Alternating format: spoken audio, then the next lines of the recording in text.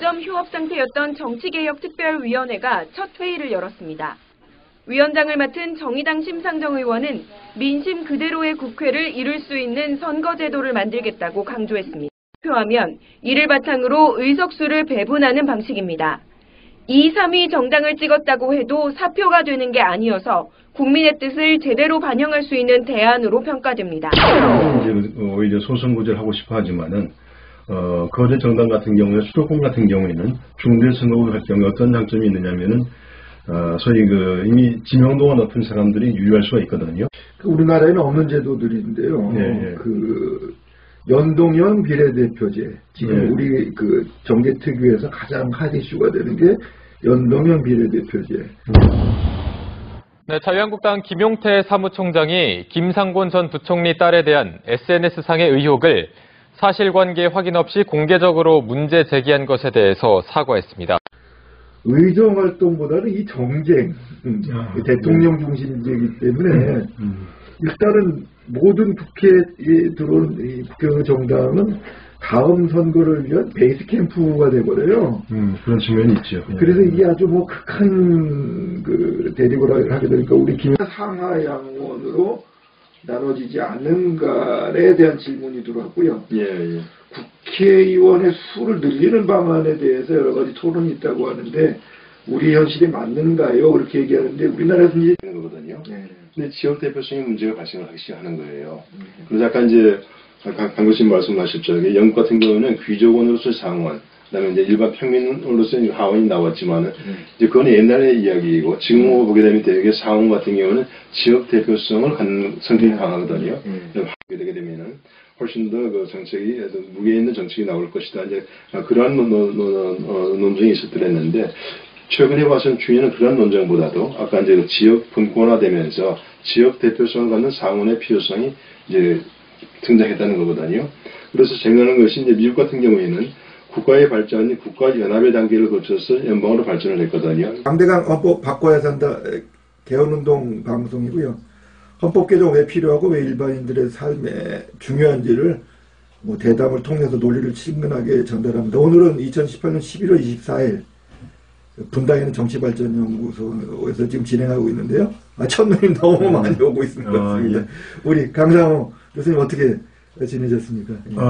변함이 없고요. 오늘도 아까 말씀하신 것처럼 첫눈이 내렸는데 예년과 달리 이렇게 많이 내려서 금년 겨울에는 좋은 일이 많지 않을까 이렇게 생각이 들어요.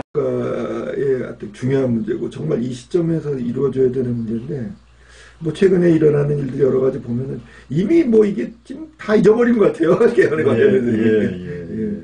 지난 3월에 청와대의 조국 수석이 발표했던 청와대 안 대통령 발의안. 대통령 발의안이에요.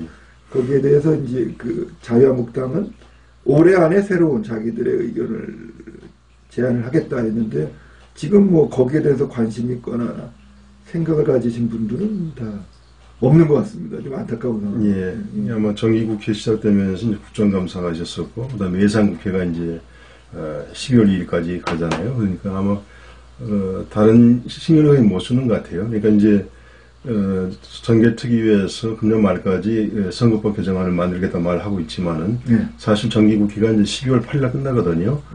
그러니까 이제 끝나고 나서 이제 다시 논의를 해서 12월 말에 다시 만들겠다는 이야기인지.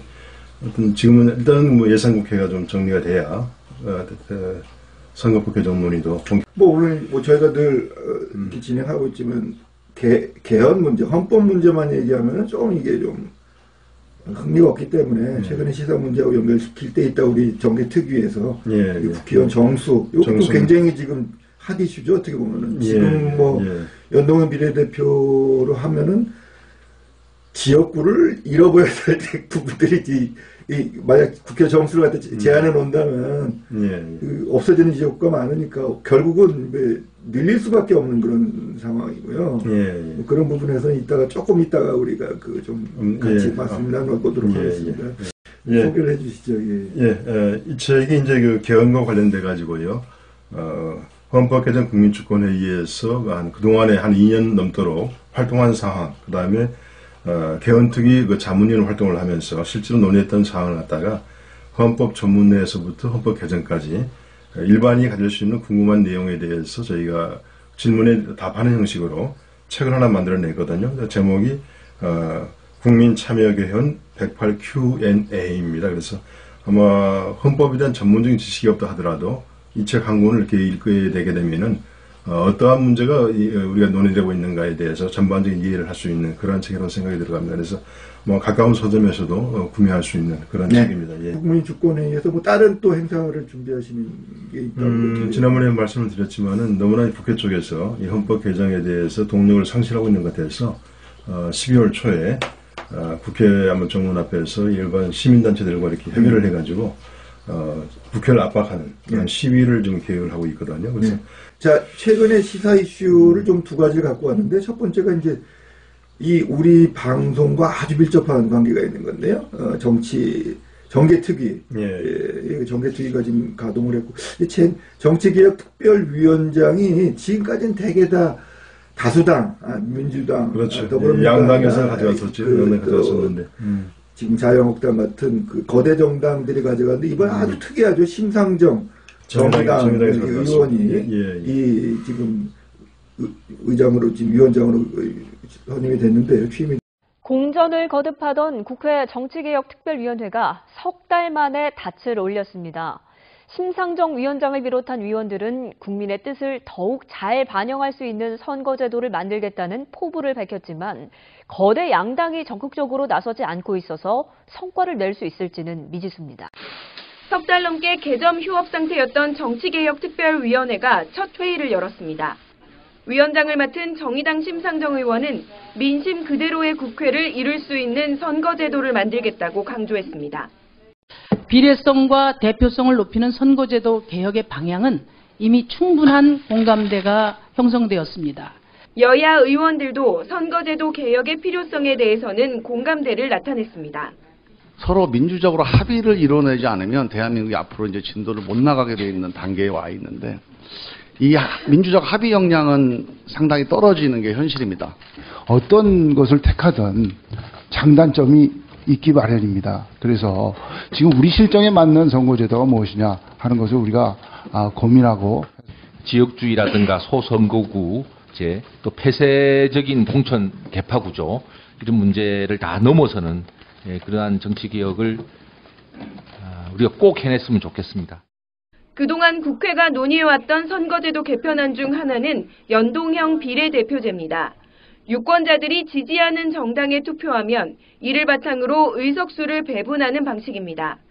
2, 3위 정당을 찍었다고 해도 사표가 되는 게 아니어서 국민의 뜻을 제대로 반영할 수 있는 대안으로 평가됩니다. 현재의 지역구를 3개에서 5개씩 묶어서 복수의 의원을 선출하는 중대선거구제 도입도 거론됐습니다. 다만 당별로 다른 입장이 걸림돌입니다. 또 정의당 자체가 우리나라 정치 지형에서 어떤 그 소선구제에 가장 피해를 많이 보고 있다고 생각되는 정당이기 때문에 뭔가 이번엔 좀 변화가 있지 않을까 하는데 교수님 어떻게 생각하세요? 아마 이제 현재 그 정의당 자체가 물론 소수당이지만은 현재 그 진보성향의 어떤 더불어민주당과는 상당히 호흡을 잘 맞추고 있지요. 아마 그런 의미에 있어서 정의당의 심상정 의원에게 그런 기회가 가지 않았는가 이런 생각이 좀 들어가고요.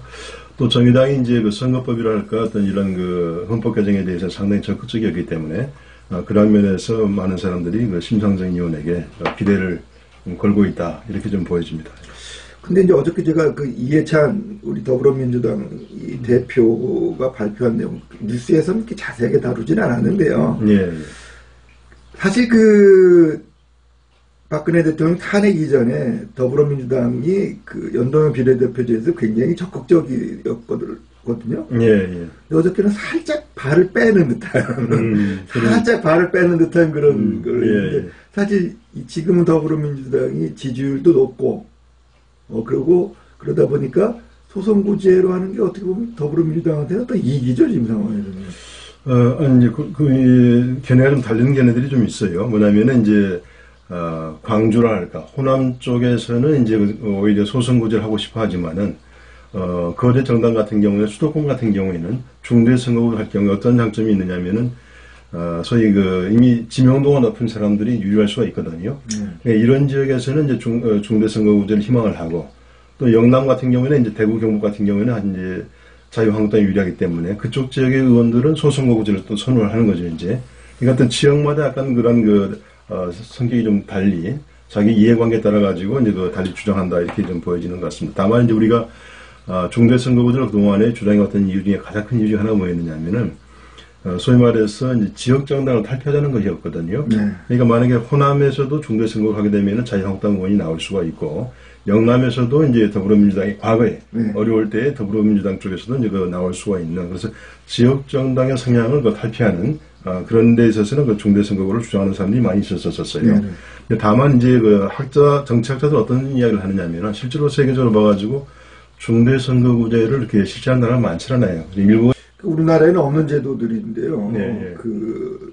연동형 비례대표제. 지금 네. 우리 정계특위에서 가장 핫 이슈가 되는 게 연동형 비례대표제. 예, 또 그다음에 정당 명부제, 영부형 예. 비례대표제. 예. 뭐 그런 얘기들이 있는데요. 네.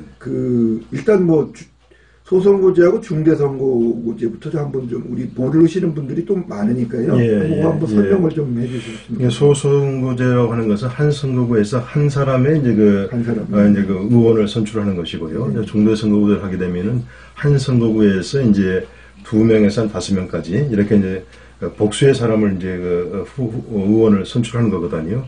그러니까 이제 일반적으로 이제 국민들의 입장으로 봐서는 소선거구제 하게 되면 확실하잖아요. 누구를 뽑는 거에 대해서. 근데 중도선거구제 하게 되면 그것이 이제 없어지는 경우가 있는데 중대선거구제가 소선거구제에 비해서 갖는 장점은 뭐냐면 소선거구제에서 41대 49대 50을 이긴다 하더라도 불과 2%밖에 차이가 안 났는데 불구하고 이 49%를 지지했던 탈락 후보 표는 사표가 되는 거거든요. 근데 중도의 선거구는 소선거구제에 비해서 바로 그런 사표를 방지할 수 있는 그런 기능이 있다고 하는 거죠. 그래서 사표 방지, 아까 말씀드린 것처럼 또 이제 어떤 지역 성향의 정당의 탈피 이런 것들을 이제 놓고서 이제 중대 선거구제를 주장하는 것이 좀 있었었지요. 우리나라가 좀 사표가 좀 많은. 그렇죠. 현재로 봐서는 왜냐면 우리가 이제 비례대표를 하고 있지만은 연동형 비례대표제와 병립형 비례대표가 있는데요. 병립형 비례대표를 하는 것은 그냥 전국 비례대표 숫자 한 해 내에서 이제 바로 거기 내에서만 이제 어떤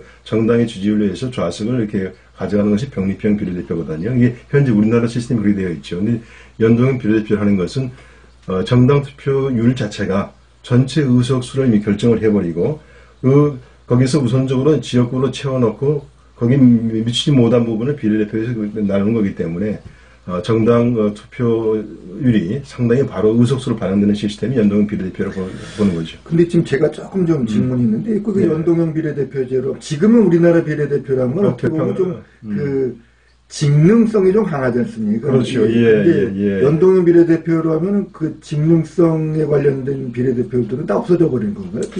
그러니까 이제 지금 보게 되면은 이제 이번에 이해찬 당대표가 지적한 부분이 바로 그런 부분이거든요. 병립형을 하다 보게 되면 전국 단위로 이제 비례대표를 하다 보기 때문에 아까 말씀하신 것처럼 어떤 전문직, 직능성을 갖는 대표를 갖다가 후보로 이제 가는 경우가 많이 있고요. 연동형 비례대표 같은 경우에는 보게 되면은 전국 단위를 하기보다도 권역별로 들어가게 되거든요.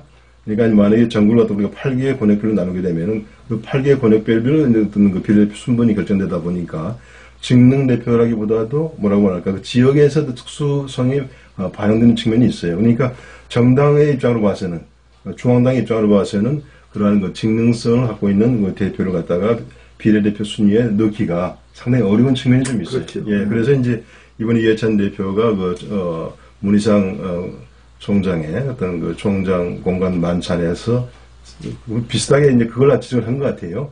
그러다 보니까 이제 일반 언론에서 받아가지고 반대하는 것으로 연동형 비례대표를 반대하는 것으로 이렇게 기사가 나왔었는데 나중에 이제 이해찬 대표가 그건 아니다 이렇게 이제 오히려 정정을 했죠.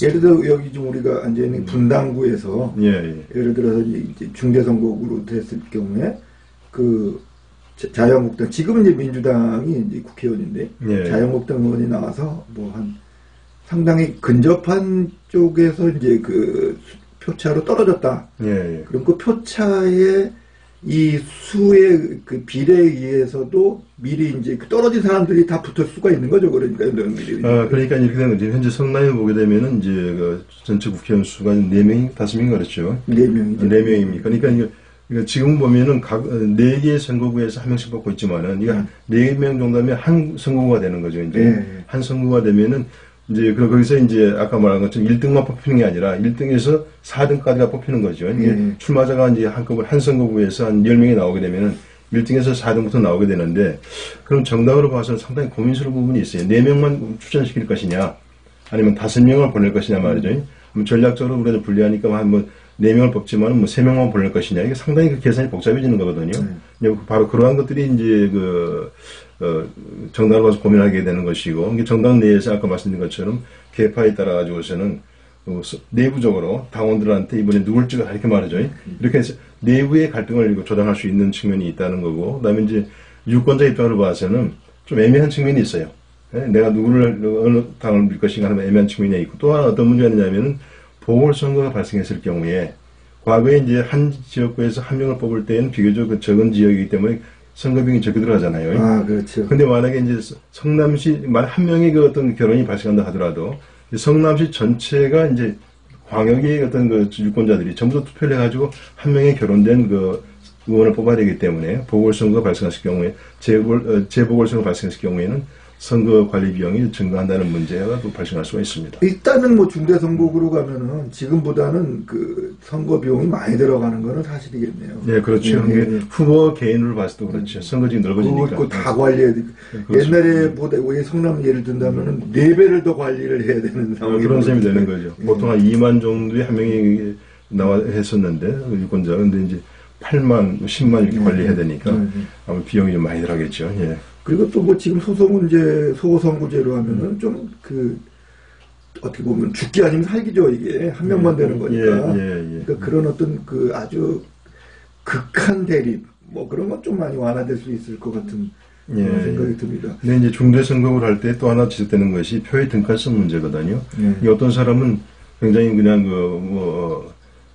많은 표수로 해서 1등이 됐는데 이 1등과 2등의 표차가 많다 할 경우에 2등은 표가 적은데도 불구하고 2등 했기 때문에 당선이 된다는 이야기죠. 그럴 경우에 그 표의 등가성 문제를 제기하는 학자도 있습니다. 그러니까 예를 들어서 지금 좀 인기가 있는 더불어민주당의 국회의원 1명 뽑는 표수하고 정의당을 국회의원 1명 나온 표수가 너무 차이가 나니까 차이가 너무 사표가 너무 많기 때문에 그런 부분에서는 좀 우리가 고려를 할 수 있을 것 같은데, 그러다 보면은 이제 지금 국회의원이 300명 아닙니까? 요건 헌법에 지금 규정돼 있는 거 아닙니다. 현재 국회의원의 수는 헌법 41조 2항을 보게 되게 되면은 미니멈만 제한해 200명 이상으로만 되어 있어요. 그러니까 그 위에 실제로 국회의원 정수는 법률로 정하도록 되어 있습니다.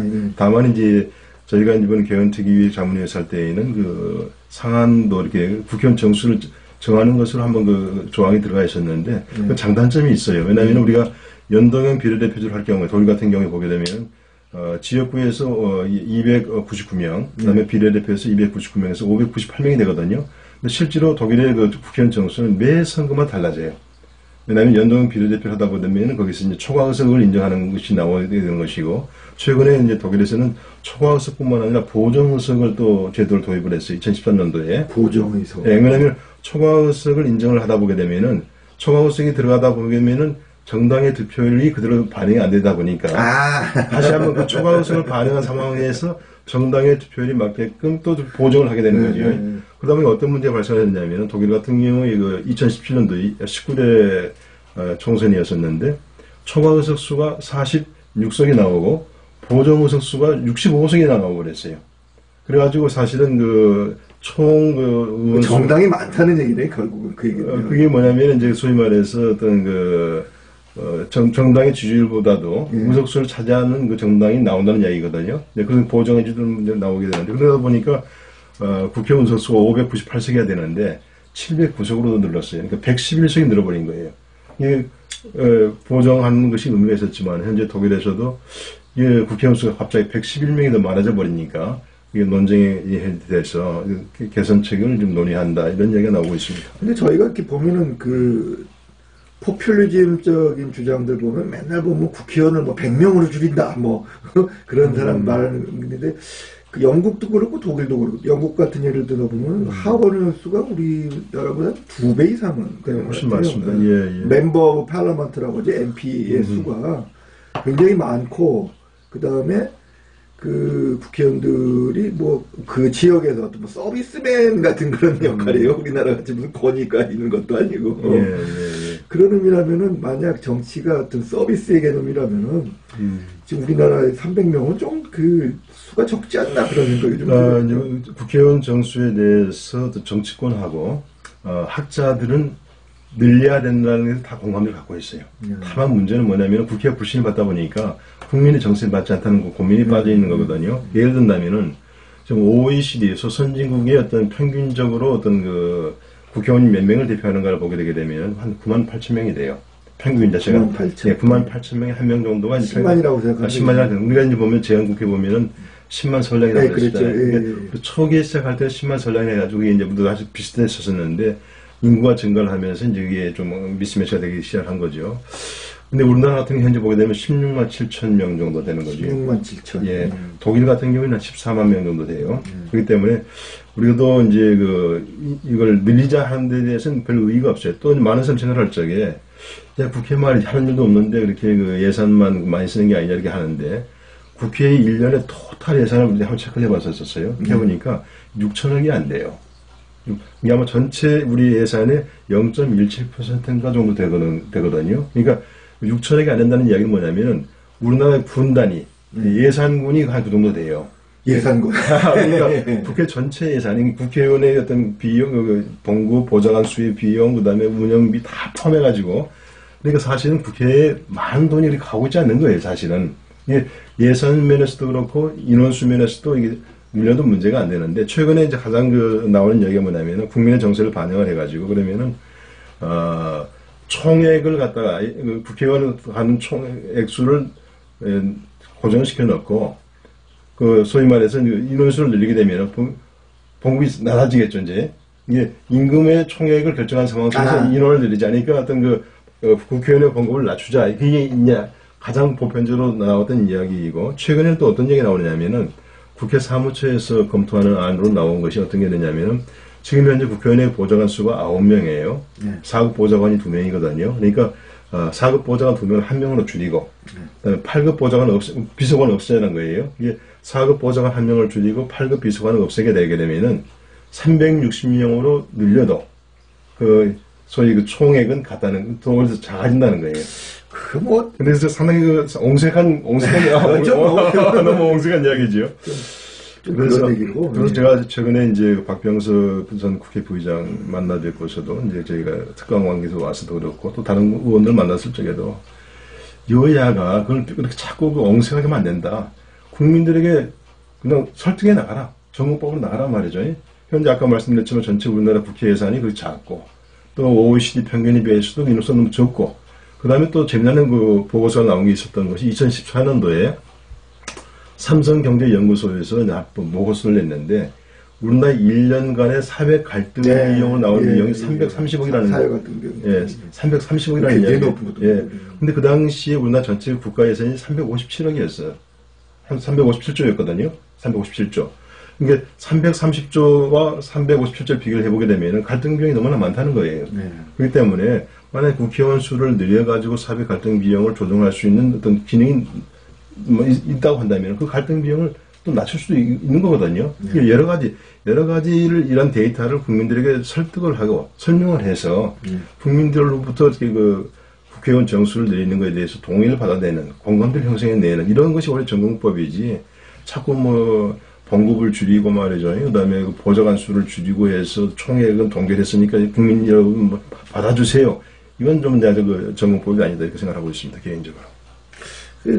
정치 본령에 있는 그 사회 갈등을 좀 융합시키고 조화롭게 만든다면 그 정도 비용은 그렇죠. 못 쓸 리가 없죠. 우리 경제 규모를 봤을 때는 그 정도는 우리가 수용할 수 있다고 저는 보여지거든요. 저는 이제 좀 언론도 좀 문제가 있다는 건데요. 예. 재밌는 게 언론이 굉장히 정치를 폄하하고 희화화시키는 데 앞장서거든요. 그런 측면이 많습니다.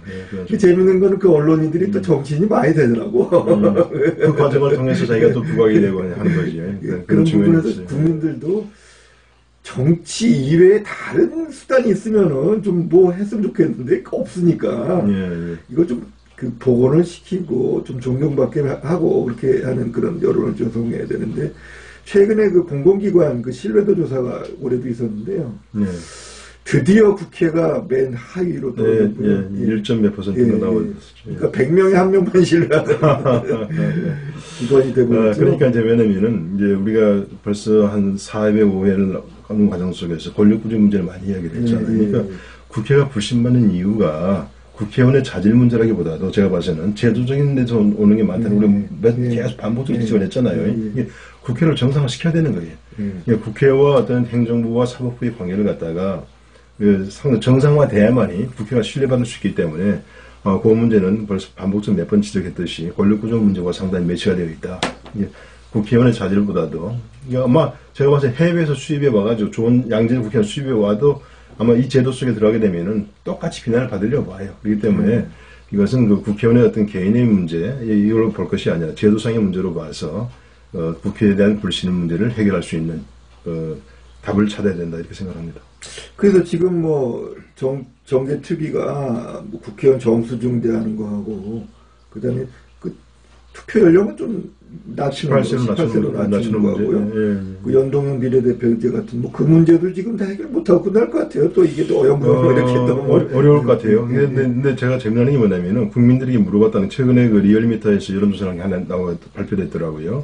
그래서 연동형 비례대표제에 찬성을 하느냐 반대를 하느냐 이걸 물었어요. 1차로. 그럼 놀랍게도 58.2%가 찬성을 해요. 연동형 비례대표. 모르겠어요. 아까 교수님 말씀하신 것처럼 연동형 비례대표에 대한 정확한 이해가 잘 몰라요. 하고 했는지 모르겠지만 하여튼 그 연동형 비례대표 찬성한다는 비율이 58.2%가 나왔어요. 근데 문제는 뭐냐? 그럼 국회의원 그 연동형을 하기 위해서는 의원 정수를 늘려야만이 현실적으로 가능하게 되는데 그래서 두 번째로 물었어요. 그럼 국회의원 의원 수를 늘리는 것에 대해서 어떻게 생각하냐니까 또 반대가 59.9%예요.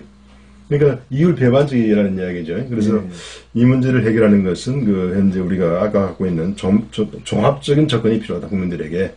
의원수의 문제라 할까, 또 국회의 기능의 어떤 그 개혁의 문제라 할까, 이런 종합적인 논의를 해야만이 국민들이 이율 배반적인 그런 태도를 보이지를 않고 아마 연동형 비례대표도 찬성을 하고 의원수 증가에도 찬성하지 않을까 이렇게 생각이 들어요. 저는 뭐 이제 여론조사 이 부분에서 지금 뭐 제가 정성이 있기 때문에 드리는 말씀이지만 아마 국민들이 왜 좋아하냐면 이게 뭔가 신상품같이 보이거든.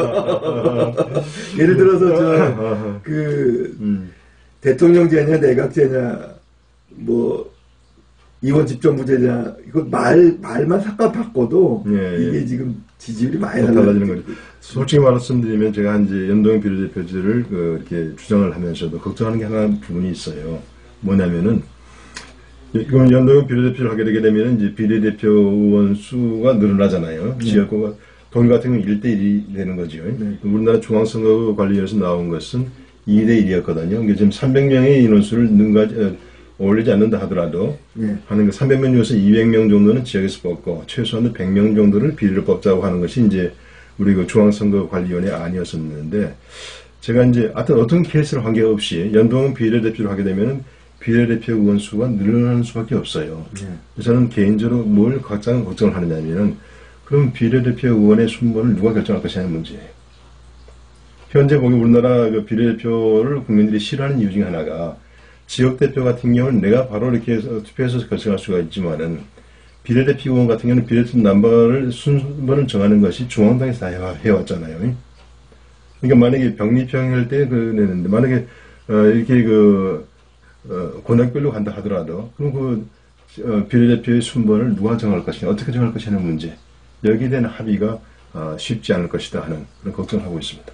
만약에 뭐 이거 제가 지금 잘 몰라서 하는 얘기인지 잘 모르는데 가장 표차가 비율로 적은 데부터 해야 되는 거 아닌가요? 이렇게 연동형 비례대표 같은 경우 순번에 있어서 순번은 왜냐면 이제 두 가지가 있어요. 이게 처음부터 만약에 이제 이게 만약 전국 단위로 한다면은 그걸 상당히 어려운 측면이 있는데, 만약에 이게 권역별로 한다 할 경우에, 유권자가 정할 수가 있어요. 그러니까 집단에 그냥 그 비례대표 명단만 던져주게 되게 되면은 정당 투표를 하고 후보 투표도 하거든요. 비례대표를 하다가. 그 중에서 유권자들의 가장 많은 정당의 지지를 받은 것부터. 예, 그 정당도 이제 그 정당률에 의해서 이제 숫자가 결정되는 것이고, 결정된 숫자 내에서도 그 정당 내에서도 선호도 투표가 있기 때문에 유권자가 정당에서 발표한 비례대표 이름을 쫙 보고 나서 자기가 선호하는 의원을 찍는다는 이야기죠. 네. 한 명을 할 수도 있고 4명을 뽑게 되면 4명을 기표할 수도 있는 거거든요.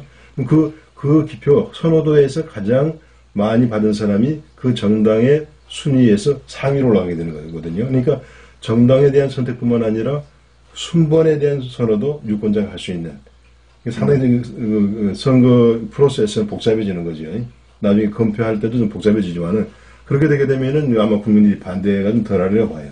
근데 그렇지 않고, 만약에 비례대표의 그 순번까지도 정당에서 결정해서 한다고 한다면은, 그럼 우리나라 국민의 정서를 볼 적에 그럴 경우에 비례대표 의원 수를 늘리는 것에 대해서 상당히 뭐 부정의 소지가 많았죠. 비례대표 순번 정하는 데 있어서. 금전 관계도 많이 있었었고, 비리가 많이 있었고. 방송에서 얘기하기 어려운 그런 그렇습니다. 그런 속설들도 많이 있었고 그렇기 때문에. 그럼 예를 들어 연동 비례대표 같은 거는 중대선거구를 할 경우에 잘못하면은 같은 당 의원이 2명 또 나올 수 있는 가능성도 있네요. 그럼 아까 말씀드렸지만 중대선거에서는 같은 당에서 복수가 나오는 거죠. 예를 든다면은 한 중대선거구에서 한 4명의 의원을 뽑을 경우에 우리가 상식적으로 생각할 때 한 정당에서 일단 기본적으로 4명을 내보내잖아요. 그죠?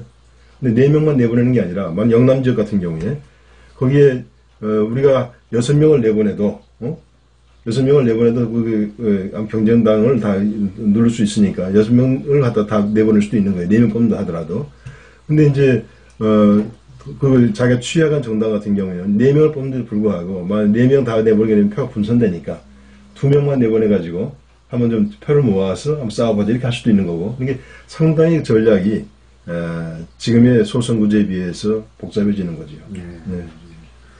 뭐 두 번째 우리가 시사 이슈로 잡은 거는 뭐 그렇게 우리 내용하고 크게 관련은 없는데요. 최근에 뭐 재밌는 일들이 좀 있었죠. 우리 자영업된 김용태 사무총장이 지금 뭐 김상곤 전 부총리 딸이 숙명여고에 다니는데 부정 입학 대학에 가는데 이제 성적을 올려줬다는 그 우리 선생님 그 반에 있었다. 그렇게 의혹을 꺼냈다가 2시간 만에 사과하고 철회하는 그런 얘기가 있었고요. 네, 자유한국당 김용태 사무총장이 김상곤 전 부총리 딸에 대한 SNS상의 의혹을 사실관계 확인 없이 공개적으로 문제 제기한 것에 대해서 사과했습니다. 김 사무총장은 입장문을 통해 SNS상의 의혹에 대해 당에 여러 제보가 들어와 공개석상에서 문제 제기를 한 것이지만 사실관계 확인에 소홀했음을 솔직하게 인정한다고 밝혔습니다. 앞서 또 채용비리 국정조사 요게 지금 뭐 거의 극한 대립에 의해서 하는 걸로도 했었죠. 그래서 우리나라가 보면은 그 의정 활동보다는 이 정쟁 대통령 중심제이기 때문에 일단은 모든 국회에 들어오는 이 국회의원 정당은 다음 선거를 위한 베이스 캠프가 돼버려요. 그런 측면이 있죠. 그래서 이게 아주 뭐 극한 그 대립을 하게 되니까 우리 김용태 사무총장, 제가 그 대전 출신이신데, 그러다 보니까 자꾸 이걸 뭔가 흠집을 내야 되는 유혹에 빠지다 보니까 요새는 그 SNS의 그 가짜 페이크 뉴스에 걸리셔서 이런 그 헛발질을 하게 돼. 이게 뭐 하루 이틀이 아니거든요. 옛날에 더불어민주당도 야당일 때 이랬고, 뭐 지금 우리 이재명 성남지사에 관련된 여러 가지 의혹들도 그렇고, 그래서 이렇게 되다 보면 정치가 점점 불신을 받는 그런 결과를 낳게 되거든요. 그래서 지금 뭐 우리 계속 말씀해 주셨지만 참 이런 상태가 좀 개탄스러운 상황이죠. 어떻게 돼야 되는지. 그 문제에 대해서요. 이제 저는 조금 이제 저희가 이제 지난번에 개헌특위 자문위 활동을 할 적에 나왔던 문제 중에 하나가 국회의원의 면책 특권을 줘야 되느냐 말아야 되느냐 네. 이런 문제 나왔었거든요. 그러니까 이제 왜냐면 국회의원이 만약에 국정 질의를 하다가 어떤 그 확인이 안 된 사실을 하더라도 이렇게 먼저 물어볼 수 있는 거지요. 근데 만약 그것이 사실이 아니라고 됐을 적에 그걸 갖다가 과연 우리가 그러면 그걸 갖다가 형사 책임을 물을 수 있느냐 그런 게 안 하기 위해서 우리가 이제 면책 특권을 주는 거 되어 있잖아요. 그래서 이게 그 면책 특권을 준다는 문제가 있었는데 굉장히 논의가 많았었는데 결론은 뭐였느냐 줘야 된다는 거예요. 그러니까 만약에 그걸 주지 않을 경우에 국회의원이 자유롭게 그 어떤 질의를 못한다는 이야기죠. 그러니까 우리가 보게 되면 정치에 있어서 중요한 것이 그 타이밍이라고 하잖아요. 이미 모든 것을 확인을 해가지고 검증을 해서 완벽하게 해서 의문을 제기하게 되면 이미 그 사건은 이미 국민에 내려서 잊혀져 버린다는 이야기예요. 예를 들어서 지금 보게 되면은 이재명 지사의 사건만 하더라도 그 김혜경 씨 부인의 어떤 그 트위터 사건만 하더라도 벌써 수개월째 지금 진실이냐 아니면 이게 페이크냐 말이에요. 이렇게 논란이 되고 있잖아요. 근데 정치인 입장으로 봐서는 지금 정기국회는 이미 딱 타이밍이 정해져가지고 기간이 정해져 있고 그 기간 내에 검증한다는 거의 불가능하다는 이야기예요. 그래서 결과에서는 이제 국회의원들은 일단 의혹이 제기되고 정보가 들어오게 되면 그걸 바탕으로 해서 질의를 할 수밖에 없어요. 문제는 뭐냐면 질의를 하는 과정 속에서 단정적으로 하지 말고 의혹을 제기하고 상대가 거기에 대해서 답변할 수 있는 어떤 그 프로세스를 겪으면 좋은데 합리적으로 이렇게 하자는 이야기죠. 만약 예를 들어서 아직까지 확인을 못했지만 이러이러한 의혹이 지금 당신에게 있다. 장관에게 있다. 이 의혹에 대해서 장관 해명할 기회를 주겠다. 하면 좀 그래서 하면 그 상황을 설명해달라. 이런 식으로 점잖게 말하면 되는데 그냥 그 단정적으로 막 비판한다는 이야기죠. 그러니까 언론은 그걸 받아 써버리고 단정적으로 받아 써가지고 아님 말고죠. 아님 말고 이런 식으로. 근데 그래서 제가 봐서는 충분히 이건 의혹은 제기할 수 있다고 봐요. 왜냐하면 그 짧은 기간 동안에 그걸 검증할 수 있는 타임이 불충분하기 때문에 다만 그것을 제기할 적에 단정적으로 말하지 말고 본인이 분명히 그 소명할 수 있도록 그러한 태도로 프로세스로 이끌어 나가는 것이 좋지 않는가 이런 생각 같습니다. 많은 사람들 여기 옛날에 그 군사 독재 시절에 어떤 그 의원들을 보호하기 위한 기능이 있었지만 지금은 뭐 그런 게 없기 때문에 거기 면책 특권에 대해서는 뭐 이제 없애야 된다, 제거해야 된다. 같은 공은 굉장히 그 고주지만 녹화하는데 한두 시간 정도 부족하리라고 봐요. 근데 서로 군사 정부 시대가 아니라 하더라도 현재와 같이 상당히 이미 우리가 국회가 정상화, 그런 면에 정상화된 측면이 많이 있다 한다 하더라도, 그 문제는 계속 나올 수밖에 없다는 이야기. 왜냐면, 상대 정당에서 정략적으로, 이걸 갖다가 그냥 좀 눈에 가시 같은 어떤 의원 같은 경우에, 뭐 하자를 걸어가지고 그냥 구속시킬 수도 있잖아요. 그렇기 때문에, 역시 약간의 부작용이 있다 하더라도, 그래서 일부에서는 어떤 말을 했었냐면, 제가 나중에 이제 국회 본회의에서 보고를 하는데, 이걸 갖다가 이제 면책 특권 이렇게 이게 발표를 했었어요. 근데 저희가 논의 과정 속에서 이건 특권이 아니다. 당연한 권리다. 그래서 특권이라는 말 빼자는 얘기가 있었거든요. 그러니까 저희 그 논의했던 그 정부형태 분과의 한 위원이 제가 이제 특권으로 발표하는 걸 보고 바로 그 좌석에 앉아가지고 아닙니다. 이건 특권이 아니고 이건 저희가 그냥 일반적인 권리로 하기로 했습니다. 이렇게 지적할 정도였거든요. 그렇기 때문에 면책 특권에 대해서는 우리가 굉장히 이 문제에 대해서 우리가 치열하게 논의를 했었어요. 했는데 이건 특권이 아니고 국회의원으로서 이 권리를 만약에 없애버린다고 한다면은 상당히 국회의원 활동에 그 제한이 있기 때문에 이것은 그 살리자. 특권이라는 말도 빼자. 이렇게 이야기가 나왔던 기억이 있습니다. 세종시에 사는 40대 권모 씨가 보내신 질문인데요. 영국이나 일본 또 미국도 마찬가지지만 다 상하 양원으로 나눠져 있고요. 역사적으로 볼 때 뭐 상원은 옛날에 그 귀족들이었고 하원이 이제 뭐 대부분 어느 나라나 실질적인 역할을 하게 되고 미국같이 50개 주로 나온 연방국가에서는 그 상원은 이제 그 주를 대표하고 하원은 이제 실질적인 그 국민들의 삶을 대변하는 그렇게 되어 있는데 왜 우리나라는 상하 양원으로 나눠지지 않는가에 대한 질문이 들어왔고요.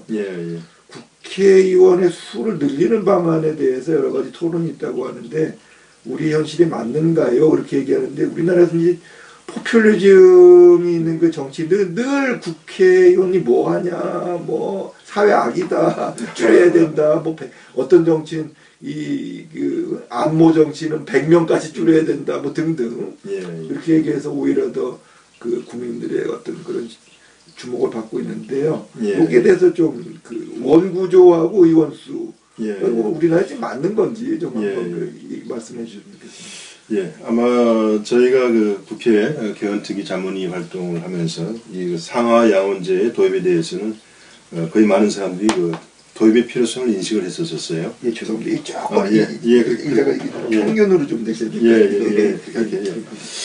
예를 들어서 이런 거거든요. 지금 보게 되면 이제 그 우리나라에서 그 인구 편차, 소위 헌재에서 어떤 일이 있었냐면 1995년도에 한 지역구에서 이제 그 인구 편차, 상대 다른 지역과의 어떤 인구 편차를 비교를 할 적에 허용했던 게 그 4대 1이었어요. 4대 1. 그러다가 2001년도에 와서 이것이 이제 헌재에서 3대 1로 바뀌었어요. 3대 1. 그러니까 예를 들면 적은 선거구 같은 경우는 이제 10만에서 한 명 뽑는 게 있고, 다른 지역구에서는 30만에서 한 명이 나오는 거죠. 이제 그것도 상당히 불합리한 거 아닙니까? 표의 등가성을 계산한다 한다면. 이것이 이제 우리가 2001년도에 와가지고 95년도에 4대 1에서 2001년도에 3대 1로 바뀌었는데 이것이 다시 한번 바뀌게 되는 거죠. 바뀌어가지고 이게 2014년도에 헌재에서 2대 1로 바꾼 거예요. 2대 1로. 그러니까 이제 2대 1을 넘는 거에 대해서는 이게 다시 조정을 해라. 이게 어느 지역구에서는 이제 분할이 되기도 하고 어느 지역구에서는 인구수가 없으니까 이제 이게 통합이 돼야 되는 거죠. 이제 그러다 보니 어떤 문제가 발생했냐면 결과는 이제 우리가 지난 2016년 선거에서는 바로 2대1 규정을 맞춰가지고 이제 그 지역구를 조정을 했는데 그러다 보니까 강원도 같은 경우에는 굉장히 넓어진 거죠. 4개군에서 5개군 여기서 한 명 국회의원이 나오는 거예요. 근데 거기에 비해서 수도권 같은 경우는 밀집이 되어 있으니까 뭐 한 구에서도 그냥 2명, 3명 국회의원이 막 나오게 되는 거지요. 이러다 보니까 어떠한 문제가 발생을 하냐면은 국회의원이라는 것은 물론 단원제 국회에서는 인구 비례 대표성도 갖고 있지만 지역 대표성도 갖고 있는 거거든요. 근데 지역 대표성이 문제가 발생을 하기 시작하는 거예요. 그래서 아까 이제 강 교수님 말씀하셨죠. 영국 같은 경우는 귀족원으로서 상원, 그다음에 이제 일반 평민으로서 하원이 나왔지만은 이제 그건 옛날의 이야기이고 지금 보게 되면 대개 상원 같은 경우는 지역 대표성을 갖는 성격이 강하거든요. 하원은 인구 비례 대표성을 갖게 되는 거죠. 이제 독일도 마찬가지, 그다음에 미국도 마찬가지 되는 거죠. 그래서 어떻게 본다면은 단원제로 운영을 하다 보게 되면은 수도권은 과대대표되는 측면이 있어요. 그러나 영남, 호남, 그다음에 강원도 같은 경우에는 과소대표되는 측면이 있다는 거거든요. 그러다 보면 모든 국정의 그 정책이 수도권 중심으로 갈 수밖에 없는 거거든요. 다시 말해 국토의 균형 발전의 개념에 의해서 이것이 어떤 정책이 만들어지는 것이 아니라 국회의원의 이익을 반영하다 보면 수도권 중심으로 갈 수밖에 없다는 이야기거든요. 그래서 바로 그러한 측면에서 지역 분권과 매치가 되면서 이제 이 상하 야원제 제도가 아주 심도 있게 논의가 됐던 거죠. 본래 그 상원제를 도입할 때 이제 그 취지는 뭐였었냐면은 단원제 국회일 경우에는 너무나 법안이 졸속으로 운영되는 경우가 있고 이게 심도 있게 토의가 안 된다. 그래서 정책에 대한 심도 있는 토의, 그다음에 이런 것을 좀 하기 위해서 이제 그 상하 야원을 두게 되게 되면은 훨씬 더 그 정책이 무게 있는 정책이 나올 것이다. 이제 그러한 논쟁이 있었더랬는데. 최근에 봐서는 주위에는 그런 논쟁보다도 아까 이제 지역 분권화되면서 지역 대표성을 갖는 상원의 필요성이 이제 등장했다는 거거든요. 그래서 재미나는 것이 이제 미국 같은 경우에는 국가의 발전이 국가 연합의 단계를 거쳐서 연방으로 발전을 했거든요. 예를 든다면은 우리가 유엔을 생각하게 되면은 중국이 인구가 13억이지만 한 표밖에 없잖아요. 거기에 비해서 도시국가 같은 경우 싱가포르 같은 경우에도 한 표란 말이죠. 근데 바로 그러한 정신이 바로 이제 그 지역 대표성을 하는 상원에는 그대로 적용이 돼가지고 미국 같은 경우에 와이오밍주 같은 경우에는 인구가 58만 한 3천밖에 안 되거든요. 거기에 비해서 캘리포니아 같은 경우는 3,830만이 돼요. 인구수로 봐서는 거의 66배가 되거든요. 그런데도 불구하고 캘리포니아에도 상원 의원이 2명이고 와이오밍주도 이제 그 상원 의원이 2명이거든요. 그건 뭐냐면 아까 말씀드렸지만은 지역의 대표성, 지역의 이익이 이제 간다고 하는. 근데 이렇게 국가연합의 단계를 거쳐서 연방제로 가는 국가에서 이게 자연스럽게 형성이 됐어요. 그 이제 하나하나가 주권 있는 나라라고 보고 그렇게 보게 되는 거예요. 우리가 스테이츠라고 하는 게 주로 해석을 하고 있지만 국가라는 개념이 있는 거죠. 근데 우리나라와 같이 중앙 집권적인 국가 같은 경우에는 이제 아까 인구가 이동이 발생할 경우에 그 문제 해결할 수 있는 방법이 없게 되는 거죠. 그래서 이제 그런 측면에서도 이제 우리가 이 상원을 두 발표가 있다 이게 하는 경우가 있고 하나 더 추가를 한다면은 남북이 통일됐을 때 지금 남한 같은 경우는 우리가 인구 5천만이 되고 북한 같은 경우는 2,500만 뭐 절반밖에 되지 않잖아요. 그럴 경우에 북한의 입장으로 봐서는 어떤 그 지역 대표성에 의해서 동수의 상원을 주장할 수도 있는 거죠. 이제 통일 과정 속에서. 그래서 뭐 그건 좀 너무 그러나 이제 그 일반적으로 상원을 이야기할 때 우리가 그 몇 가지 이유를 좀 열거를 하게 되는데 법안의 어떤 신중성, 지역의 대표성, 그다음에 맨 마지막에 꼭 들어가는 것이 통일 대비 헌법 이렇게 해서 이렇게 우리가 상원을 주장을 하고 있다 이렇게 말씀드릴 수 있습니다. 예, 근데 이제 국민들의 여론은요, 이 국회의원이나 국회에 대한 불신이 너무 강해서 어떻게 보면 하나도 불신이 하나 더 생긴다는 그런 감정도 있고, 생각할 수도 있죠. 그다음에 그 언론이나 정치인들이 너무 자기도 정치인이지만 국회에 대해서 너무 이렇게 안 좋은 얘기들을 많이 하고 다니는 사람들이 많으니고요. 그다음에 확실한 거는 저희가 이제 다른 나라에도 살아보고 그랬는데 국회의원 수가 적은 거는 사실입니다. 다른 나라에 비해서는 사실이죠. 그다음에 이제 아까 2대1 그 말씀하시는데 특히 강원도와 경상북도 그때 이제 많이 합쳐졌죠. 근데 그러면서 이제 그 지역에 국회의원 보기가 힘들다. 그리고 지역도 넓어. 너무 관리하기 어렵습니다. 관리도 어렵고. 그래서 저는 이제 개인적으로 좀 뭔가 예를 들어서 통영 그런 데 있잖아요. 목포 섬이 몇 개입니까 거기 도대체. 그렇죠. 그거하고 예를 들어 뭐 서울의 강남구다. 이 관리 비용을 똑같이 한다는 건 그 제가 볼 때 조금 문제가 있지 않나. 그런가 하면 두 개가 합쳐져 있는 부분들도 있거든요. 예를 들어 통영 같은 데는 거제와 통영 이렇게 되기 때문에 여기가 쉽게 얘기해서 그 섬 다 도는 거 한다고 치면은 이거는 국회의원이 관리해야 되는 그 비용이 예를 들어 수도권에 밀집되어 있는 지역하고는 다른데 그런 부분에서는 좀 우리가 좀 융통성 있게 좀 어떻게 해야 되는데 워낙 이 국회가 불신을 받다 보니까 뭐 수를 늘린다 비용을 조금 더 준다 그런데 사실 좀 비용을 더 주더라도 뭔가 제대로 된 정치를 하는 게 좀 낫지 않겠나 그런 생각을 해요. 하여튼 상원 의원 수를 그래서 이제 우리가 많이는 못 간다 하더라도 뭐 저희가 논의했던 것이 한 50명 정도라도 수가 좀 적다 하더라도 적은 수에 하더라도 어떤 그 지역을 대표성을 갖는 상원의 어떤 필요성에 대해서는 많은 사람이 공감을 하고 있고요. 근데 이제 문제는 이제 이것은 상원의 기능이나 어떤 장단점의 문제가 아니라 국민의 정서의 문제, 아까 교수님 지적하신 것처럼 국민의 정서의 문제 때문에 이것이 안 되고 있는데 이 문제도 자꾸 우리가 피해가서 안 된다고 봐요. 그래서 정치권에서 이러한 문제를 아마 우리 방송도 그게 좀 기여했으면 좋겠어요. 국민들에게 보여서 상원의 필요성이랄까, 국회의원 수의 그 증원의 문제랄까 이런 거에 대해서 우리가 오픈해서 이걸 토론할 수 있는 장이 있어야 된다 이렇게 생각이 듭니다. 그리고 또 제가 이런 얘기하면 또 국민들이 싫어하는 문제인데 다선 의원이 됐다는 거는 어떻게 보면 정치 전문가, 정치의 어떤 그 전문가적인 그 식견이 높아졌다는 건데요. 우리나라 다선 의원들, 3선은 또 지자체장으로 많이 가요. 이거는 지자체장은 또 이 정치하고는 또 다른 거거든요. 행정 영역이니까. 그래서 그런 분들은 상원으로 올라가서 조금 더 큰 정치, 좀 더 광역적인 정치를 하시는 게 좋지 않겠나 뭐 그런 생각도 좀 하고. 이런 얘기하면 국민은 되게 싫어하죠. 예를 들어가지고 이제 아까 이제 그 포퓰리즘 소위 국민들이 그런 정서를 읽어가지고 일부에서는 맥시멈 지자체 단체가 3번밖에 못 하잖아요. 국회의원도 3번만 제한을 하자 이런 안이 이제 나왔었어요. 자문위 그 토론 과정 속에서. 근데 저는 그 반대를 했었어요. 왜 그러냐면은 그러면은 3선을 제한을 하게 되면 국회의장이나 어떤 국무총리가 이렇게 그 의회에서 선출될 적에 재선 의원 중에서 국회의장이 나오고 여기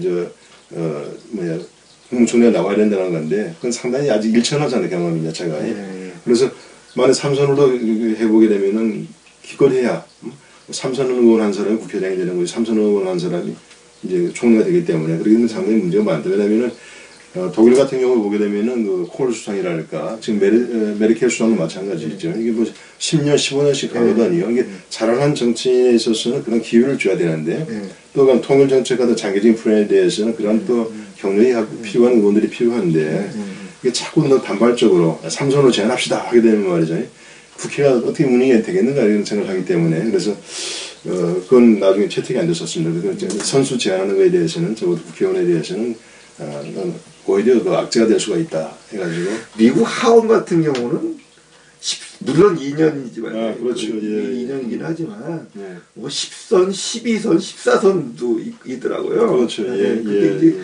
그분들은 정말 30대부터 정치를 해서 남들이 이제 일반 직장인들 정년퇴직 이후까지 그냥 정치만 하시는 분들인데 뭐 정치 운영이 잘 된다 그러면 굉장히 국가로서는 큰 자산이죠. 이런 분들이 생각할 수 있죠. 예. 그러니까 미국 같은 경우에 이제 이번에 보면은 좀 재선율이 한 70% 떨어졌다고 그러더라고요. 80% 그 사이인데 일반적으로 미국 같은 경우 상원 의원 같은 경우 재선율이 70%가 넘어요.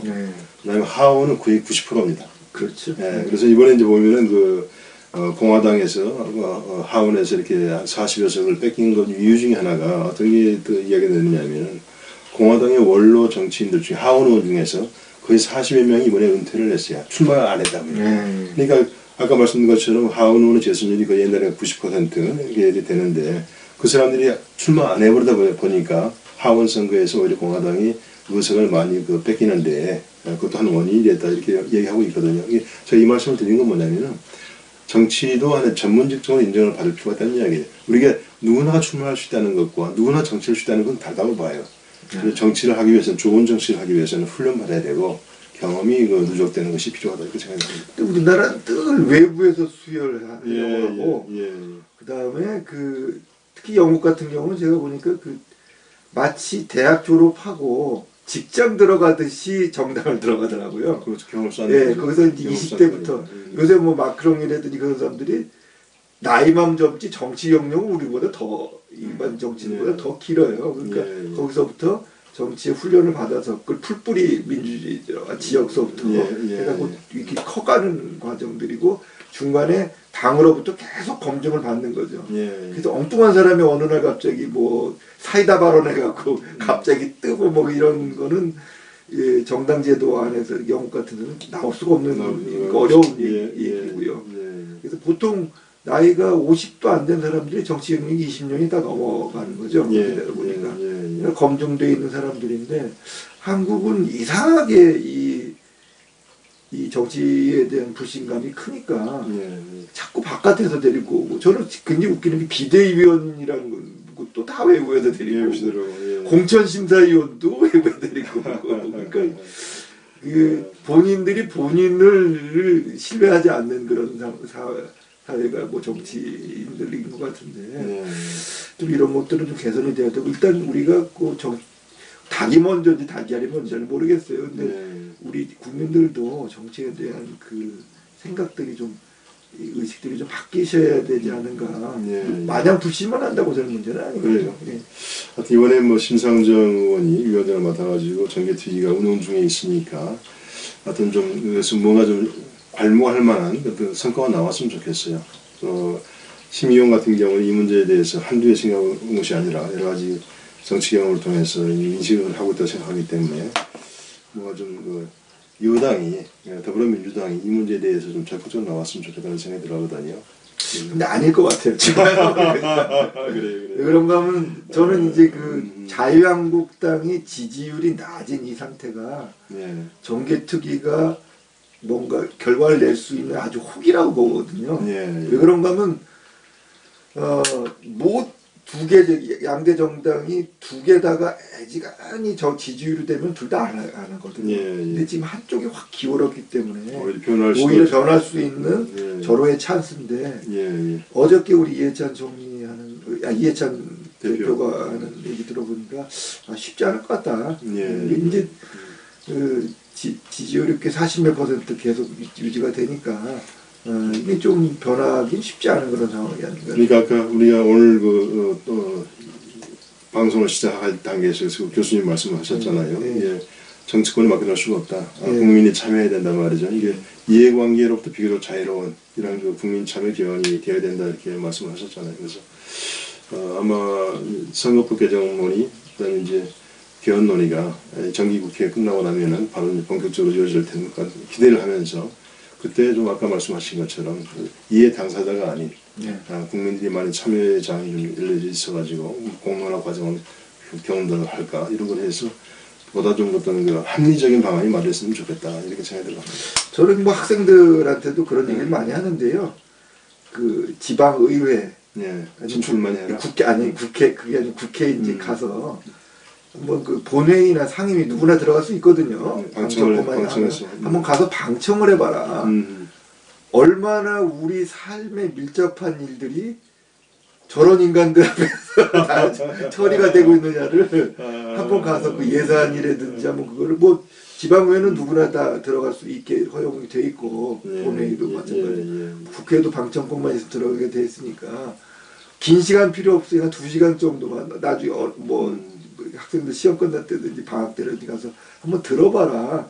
우리의 삶에 얼마나 밀접한 일들이 정말 저렇게 난리부록 처리가 되고 있는 거를 한번 가서 무책임하게 처리되고 있는 거를 한번 가서 눈으로 보면은 정치에 대한 생각들이 많이 달라질 거다. 저는 그렇게 얘기를 하거든요. 근데 학생들은 안 가요.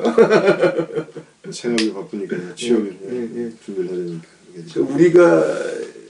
우리의 삶에 너무 밀접한 일들이 저렇게 이루어지고 있다는 것 우리 국민들이 좀 알아야 되고요. 그게 바로 정치의 영역인데 그런 부분에서는 뭐 우리가 좀 이 방송하는 이유도 그런 겁니다. 이게 정치인들한테만 맡겨놓을 수 없기 때문에 이게 무슨 눈 오는 날까지 이렇게 모여서 이렇게 해서 방송하는 이유가 있으니까요. 뭐 밑에 이렇게 좋아요도 좀 많이 해주시고 구독도 좀 많이 해주시고 해서 여론이 좀 조성됐으면 좋겠습니다. 교수님 뭐 이번 주는 이 정도 마치도록 하겠습니다. 다음번에는 또 저희가 새로운 주제로 연말 특집으로 가야 될 것 같은데 지금. 그래서 뭐 그다음에 저희가 좀 초대 손님도 좀 모셨으면 좋겠어요. 그래요. 오시기 힘들다면 전화로라도 그래서 한번 다시 한번 모시도록 해보겠습니다. 좀 변화를 시도해보죠. 교수님 수고하셨습니다. 다음번에 한번 뵙도록 하겠습니다. 수고하셨습니다. 감사합니다. 감사합니다. 다음에 뵙도록 하겠습니다.